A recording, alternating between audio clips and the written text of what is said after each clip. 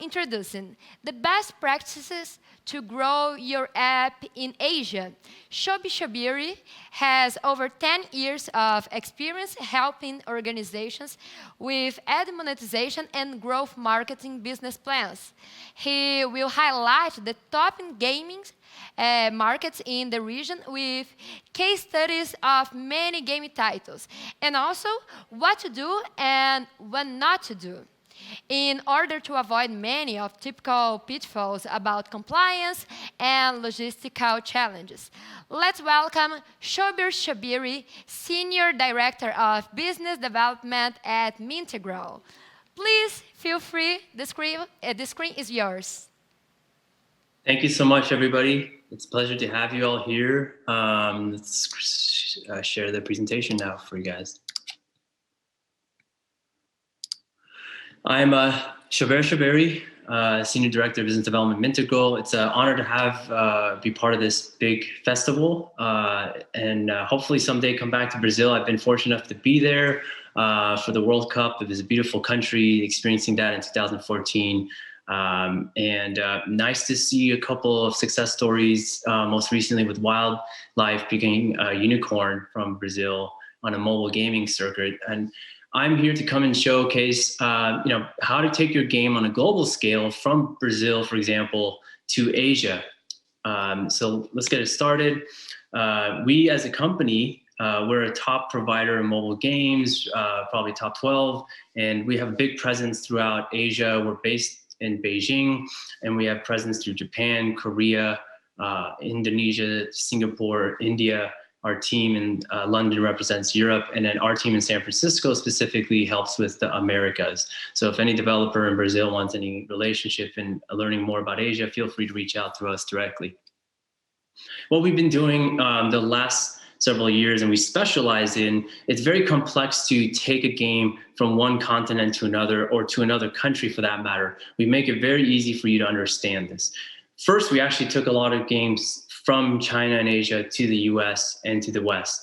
Now in the last couple of years, we have helped US-based games and Latin American games really scale through the Eastern markets. Specifically, why is Asia Pacific so special? Well, 60% of the world's population is there. There's about 4.3 billion people. I'm specifically gonna highlight the major markets in Far East Asia, which China, South Korea, Japan. We'll also highlight some of the Southeast Asian markets as well.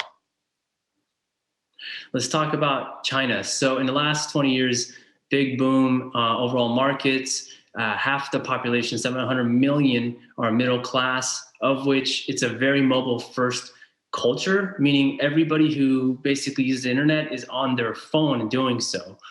So there's 900 million active devices and well over about 6 hours worth of usage, 20 apps. And within those 20 apps, there's several games. And on average, that person generates about $40 for a game. So the mobile, let me kind of explain the gaming market. So overall, gaming market is a 150 billion plus market, half of which, about 70 billion, is mobile devices. And then of the 70 billion, about 28%, so $20 billion is China alone. It's about 70% of the Chinese users that use their phones play mobile games. And in the last year alone, you can see with this data set that almost 100% played a game at least one time during the lockdown, during the pandemic. Now, outside of China, where are the three biggest markets that games are developed and actually shipped to China? Japan, United States, and South Korea. To give some context with the Japanese and China, before capitalism really grew in the Chinese market, Japanese IP in games and animation and anime were somewhat allowed to go into China. So there's a lot of kind of context with people our generation, who are now adults, still have like an energy watching these games. It's also proximity is very close. So that's a huge reason why. The other is in the last few years, the United States gaming market's really knowledgeable about taking their IP and translating it to the Chinese market. And what I wanted to show here is there's a lot of potential for Brazilian developers to really get into the Chinese market. In the next few slides, I'll show you kind of like best practices specifically on how The first and foremost is really understanding that don't be afraid about the complexities. For example, Google, Facebook, Twitter are not in China. It's okay. Their big alliance of technology companies are called BAT. So Baidu, ByteDance, Alibaba, and Tencent, of which they have a huge market share, nearly 70 to 80% of that. And there's over 200 app stores that you could decide to work with in launching your game on the Google side. One thing to note, you don't have to choose just one. You actually could choose up to 40 to 50 of these app stores to launch your game. But the challenge is managing that. So finding out who's the right partner. Does your game go compatible? Can these companies actually have a device like Xiaomi has a device? Can it embed your game into that? Those are some strategies. Another one is being unaware of the International Standard Book Number, ISBN. It's an organization that basically curates approval process for your game to get into the Chinese market. There's a big back order of like 2,000 games right now being reviewed. One of the things to really consider is if you've created a game that's free and casual, only do it with advertisements. So a lot of hyper casual games only make their revenue through ad displays. That's perfect. You could launch that on iOS and go to the Chinese market, no problem. Once you've decided that, you have a little bit more of a premium game with in-app purchases and so forth, then you really have to plan accordingly within maybe 3 months, 6 months, even to a year to really get that approved by that. One thing to definitely consider is localization in your game.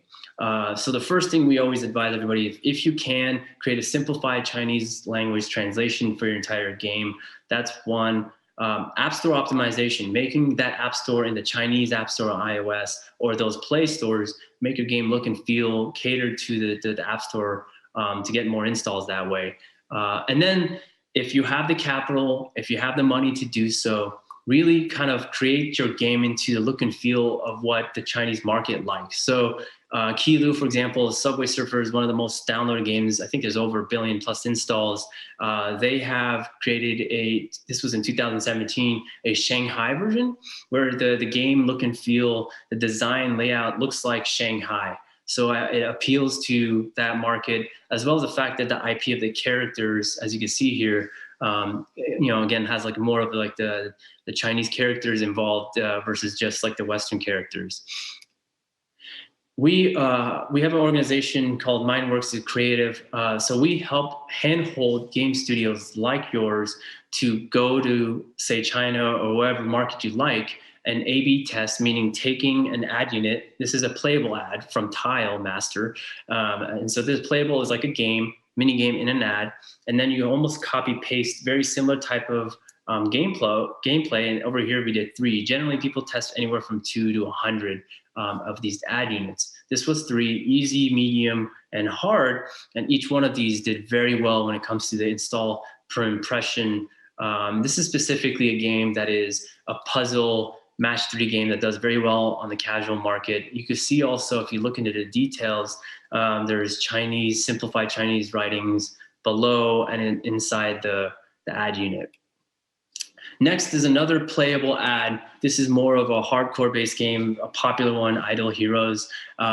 We basically copy paste a lot of the game that it already has. The IP, again, the characters that pop in and out, you can see, as well as some of the Chinese text that pop in. Again, catered to the market, very effective. And Playable is the interesting thing is in the Chinese culture is very open to looking at ad units like this it's like a game within a game. One thing to note, it's written on the bottom part here, is live action. So live action is pretty much like, Chinese culture is a collectivistic culture. They like sharing a lot of things. One of the things we show ads is like 2 people playing a game, and then one person wins, one person loses. These type of live action ad units do very well as well. So it's something to consider. We could show you a sample some other time. Let's talk about Japan. Japan, over 100 million smartphone devices, 35% play games. But of that, like 35 million, they're the highest generating revenue user base, in all of Asia per person. They generate almost $200 on average revenue-wise. And a lot of the kind of the core games that you want to kind of have a user stay, 7, 30, up to 90 days. The Japanese are very competitive, and they stay and actually monetize the most than any of the markets there.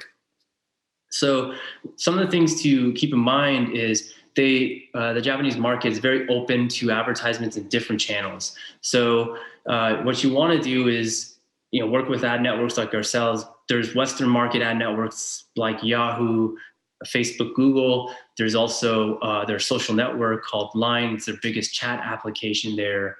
There's Smart News, their biggest news app. And then you could also kind of do they call it like a spray pray, where you could do, billboards, digital signs, subway ads, try to align it all at the same time. Even in cases doing, what do you call it, influencer advertising, having people like play your game on live TV, something that they're open to in the Japanese market. South Korea is one of the top markets out of the world. I think it's top 5. I love these data sets. Actually, this is amazing. There's 50 million people in South Korea. It's 90%, if 95% are on their smartphone. They have a smartphone there using the internet. And then 90% of the entire country plays mobile games.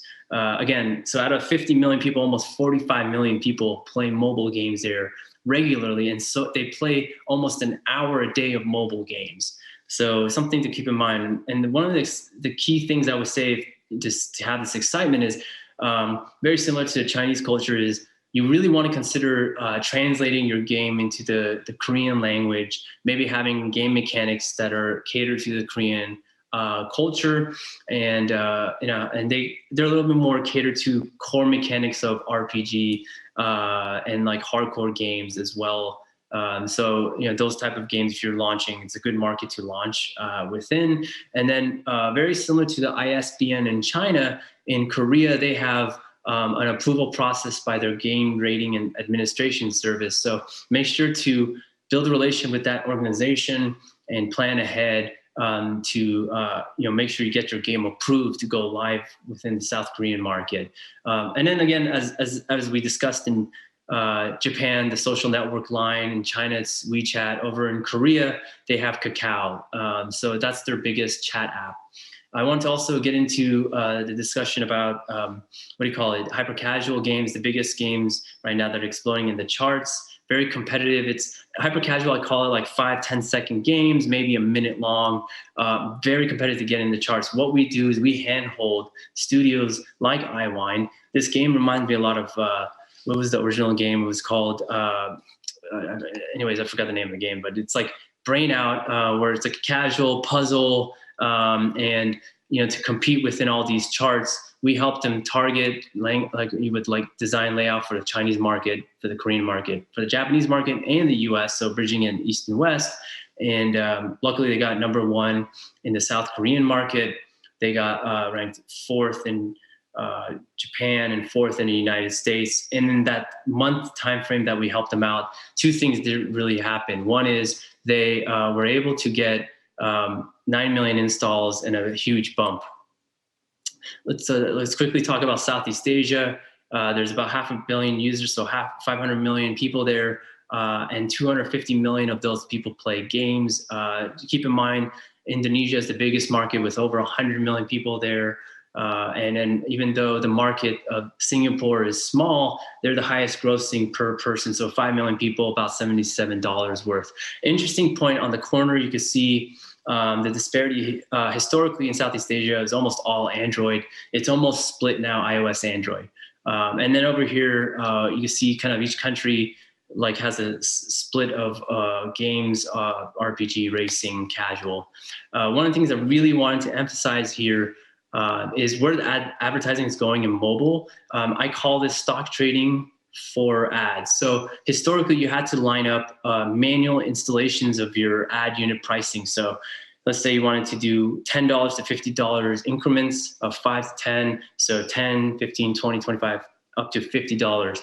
And then you manually add all the top networks into your server, onto the back end of like a mediator. And then allow each of the networks to bid, and then, or like as a waterfall, paying $50, no, 12 networks there, $45, no. Well, unfortunately, that takes a lot of time. There's lag. Bidding is real time. A network like ours, who does really well in Asia, could outbid everybody for the highest price for every impression possible. And if you want a little bit more understanding of this, we could help discuss this further beyond discussion. We have well over 2,000 developers worldwide and advertisers buying on our network, primarily games, but we do have e-commerce and security-based applications. One thing to quickly note here is that even with the pandemic, gaming has really made people feel positive and happier. And afterwards, there's a huge sign that a lot of people will continue playing mobile games throughout the world. Again, so some key takeaways: 3 out of the 5 biggest markets to actually really consider launching your mobile game is China, Japan, Korea. Localize. If you can, have a provider like Mintegral help you do certain things like translation, UI, UX, ad design, and layout. And then if you want to go to China, the fastest way to go on iOS, free, casual, with advertisement. Thank you so much, and happy to answer any questions if there's time still.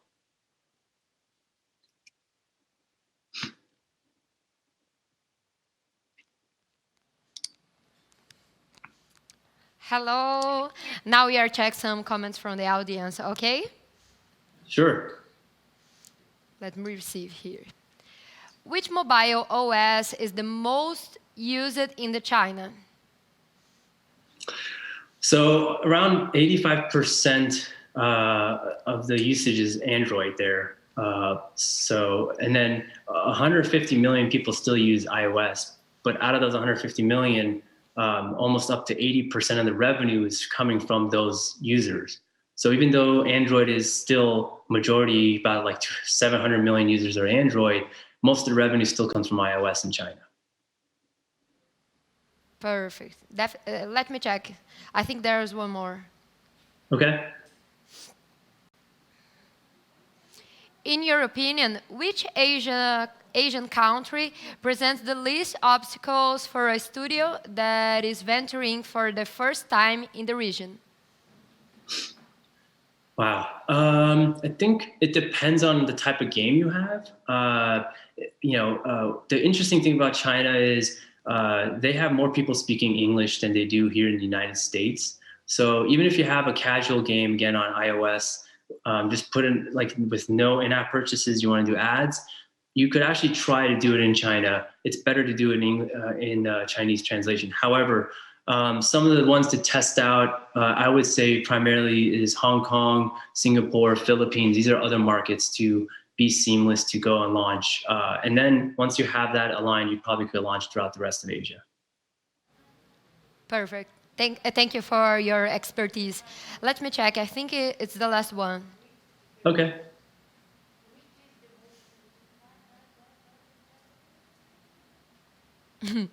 One moment, please.